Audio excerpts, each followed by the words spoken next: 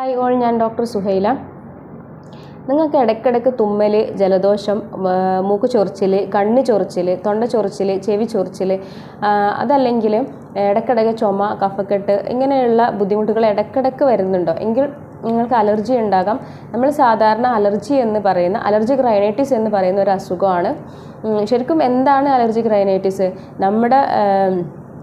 സാധാരണ നമ്മുടെ മൂക്കിൽ ഒരു വസ്തു കയറി കഴിഞ്ഞാൽ ആ വസ്തുവിനെ പുറന്തള്ളാൻ വേണ്ടിയിട്ട് നമ്മുടെ മൂക്കിൽ മ്യൂക്കസ് പ്രൊഡക്ഷൻ കൂടും. അതെങ്ങനെയാണെന്ന് വെച്ചാൽ, നമ്മുടെ ബോഡിയിൽ ഒരു വസ്തു കയറി നമ്മുടെ മൂക്കിൽ ഇറിറ്റേഷൻ വന്നു കഴിഞ്ഞാൽ നമ്മുടെ ബോഡിയിൽ IgE ആൻറ്റിബോഡി ഉണ്ട്. ഈ IgE ആൻറ്റിബോഡി വന്ന് അവിടെ ബൈൻഡ് ചെയ്തിട്ട് ഹിസ്റ്റാമിൻ എന്ന് പറയുന്ന ഒരു കെമിക്കൽ പ്രൊഡ്യൂസ് ചെയ്യും.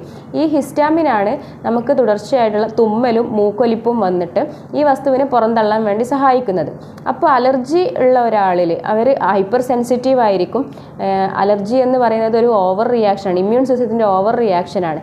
അപ്പോൾ അലർജി ഉള്ള ഒരാളിൽ ഈ ഒരു റിയാക്ഷൻ തുടർച്ചയായിട്ട് നടന്നുകൊണ്ടിരിക്കുകയാണ്. അതുകൊണ്ടാണ് അവരിൽ തുടർച്ചയായിട്ടുള്ള തുമ്മലും ജലദോഷവും വന്നുകൊണ്ടിരിക്കുന്നത്. സാധാരണയായിട്ട് ഒരാളിൽ ജലദോഷം വന്നു കഴിഞ്ഞാൽ അവരിൽ ഒരാഴ്ച അല്ലെങ്കിൽ 3-4 ദിവസം മരുന്ന് കഴിച്ചു കഴിഞ്ഞാൽ 3-4 ദിവസം കൊണ്ട് ബുദ്ധിമുട്ട് മാറും. പക്ഷേ അലർജിയുള്ള ഒരാളിലാണെങ്കിൽ ആദ്യമൊക്കെ പെട്ടെന്ന് മാറും. പക്ഷേ പിന്നെ അത് ഒരാഴ്ച, അതിൽ കൂടുതൽ സമയം, പിന്നെ അത് എന്നും ജീവിതത്തിൻ്റെ ഒരു ഭാഗമായിട്ട്, ഡെയിലി ലൈഫിൻ്റെ ഒരു ഭാഗമായിട്ട് മാറും. ചിലർക്ക് എന്നും രാവിലെ എണീക്കുമ്പോൾ തുടർച്ചയായിട്ടുള്ള തുമ്മലും മൂക്കൊലിപ്പും ആയിരിക്കും. ചിലർക്ക് രാത്രി തുടർച്ചയായിട്ടുള്ള തുമ്മലും മൂക്കൊലിപ്പും ആയിരിക്കും. ചിലർക്കാണെങ്കിൽ മുഖം ഒന്ന് കഴുകി കഴിഞ്ഞാൽ തുടർച്ചയായിട്ടുള്ള തുമ്മലും മൂക്കൊലിപ്പും ആയിരിക്കും. അങ്ങനെ അലർജി ആണെങ്കിൽ അത് അവരുടെ ഡെയിലി ലൈഫിൻ്റെ ഒരു ഭാഗമായിട്ട് മാറിയിട്ടുണ്ടാകും. അത് അവരുടെ ഡെയിലി ലൈഫിനെ ബാധിക്കും. അവർക്ക് വർക്കിലൊന്നും കോൺസെൻട്രേറ്റ് ചെയ്യാൻ പറ്റൂല. കുട്ടികളാണെങ്കിൽ സ്കൂളിൽ പോകാൻ പറ്റൂല. അങ്ങനെ ആൾക്കാരുടെ ഇടയിൽ ആൾക്കൂട്ടത്തിൽ പോകാൻ പറ്റാത്തൊരവസ്ഥ, ഇങ്ങനെയൊക്കെ ആയിരിക്കും അലർജി ഉള്ള ഒരാൾ അവരെ ഡെയിലി ലൈഫിനെ നന്നായിട്ട് അത് ബാധിക്കും. നമ്മുടെ സമൂഹത്തിൽ ഒരുപാട് ആൾക്കാർ ഇപ്പോൾ അലർജി കൊണ്ട് ബുദ്ധിമുട്ട് സഹിക്കുന്നവരാണ്. അതിൽ കുട്ടികൾ മുതൽ മുതിർന്നവർ, വയസ്സായവർ, ഇവരെല്ലാം ഉൾപ്പെട്ടിട്ടുണ്ട്. ഇനി അലർജിക് റൈനൈറ്റിസിൻ്റെ ലക്ഷണങ്ങൾ എന്തൊക്കെയാണെന്ന് നോക്കാം. നേരത്തെ പറഞ്ഞ പോലെ ഹിസ്റ്റാമിൻ വന്നു കഴിഞ്ഞാൽ, ഹിസ്റ്റാമിൻ്റെ പ്രൊഡക്ഷൻ നടന്നു കഴിഞ്ഞാൽ ഈ ഹിസ്റ്റാമിൻ നമ്മളെ ബ്ലഡിൽ, അതായത് നമ്മുടെ രക്തക്കുഴലിൽ കയറിക്കഴിഞ്ഞാൽ ഇത് നമ്മുടെ രക്തക്കുഴലിനെ ഡയലേറ്റ് ചെയ്യിപ്പിക്കും. അങ്ങനെ രക്തക്കുഴലിനെ ഡയലേറ്റ് ചെയ്ത് കഴിഞ്ഞാൽ അതിൽ നിന്ന് രക്തക്കുഴലിൽ നിന്ന് ഫ്ലൂയിഡ് ലീക്കേജ് ഉണ്ടായിട്ട് ആ ഫ്ലൂയിഡ് നമ്മുടെ ടിഷ്യൂസിൽ വരും. അങ്ങനെ ടിഷ്യൂസിൽ എക്സസ് ആയിട്ട് ഫ്ലൂയിഡ് വന്നു കഴിയുമ്പോഴാണ് നമുക്ക് കണ്ണിന് ചൊറിച്ചിൽ, മൂക്കിന് ചൊറിച്ചിൽ, കണ്ണിന് വെള്ളം ഒലിക്കുക, മൂക്കിന് വെള്ളം ഒലിക്കുക, പിന്നെ തുടർച്ചയായിട്ടുള്ള തുമ്മൽ, തൊണ്ട ചൊറിച്ചിൽ, ചെവി ചൊറിച്ചിൽ, ഇങ്ങനെയുള്ള ലക്ഷണങ്ങളൊക്കെ വരുന്നത്. ഇതൊക്കെയാണ് ഇതിൻ്റെ ആദ്യത്തെ ലക്ഷണങ്ങൾ എന്ന് പറയുന്നത്. പക്ഷേ പിന്നെ നമ്മൾ ട്രീറ്റ്മെൻ്റ് ഒന്നും എടുക്കാതിരിക്കുകയാണെന്നുണ്ടെങ്കിൽ ഇത് മാറി തുടർച്ചയായിട്ടുള്ള തലവേദന, ചുമ, കഫക്കെട്ട്, ശ്വാസം മുട്ടൽ വരെ ആവാനുള്ള സാധ്യതയുണ്ട്.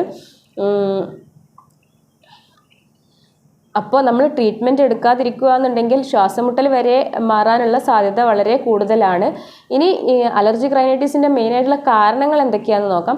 അലർജിക് റൈനൈറ്റിസിൻ്റെ മെയിനായിട്ടുള്ള കാരണം എന്ന് പറയുന്നത് ഇതൊരു പാരമ്പര്യമായിട്ടുള്ള അസുഖമാണ്.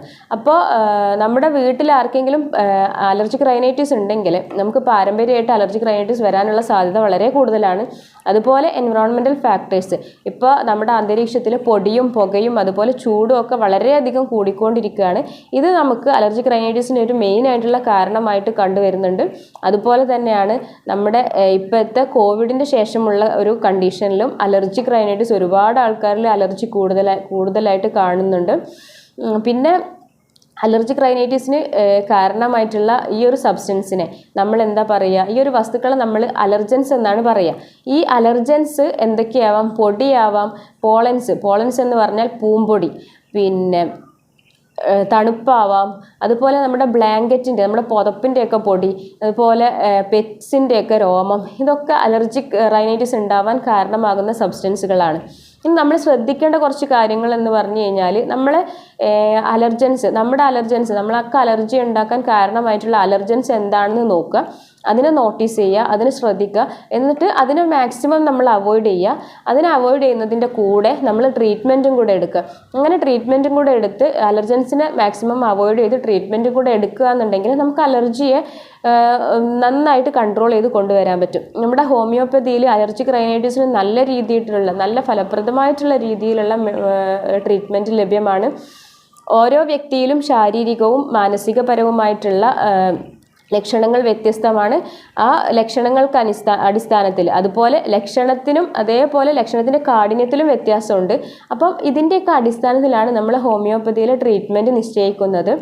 അലർജി ആയിട്ട് എന്തെങ്കിലും സംശയങ്ങളോ എന്തെങ്കിലും ബുദ്ധിമുട്ടുകളോ ഉണ്ടെങ്കിൽ താഴെ കാണുന്ന നമ്പറിൽ കോൺടാക്റ്റ് ചെയ്യാവുന്നതാണ്. Thank you.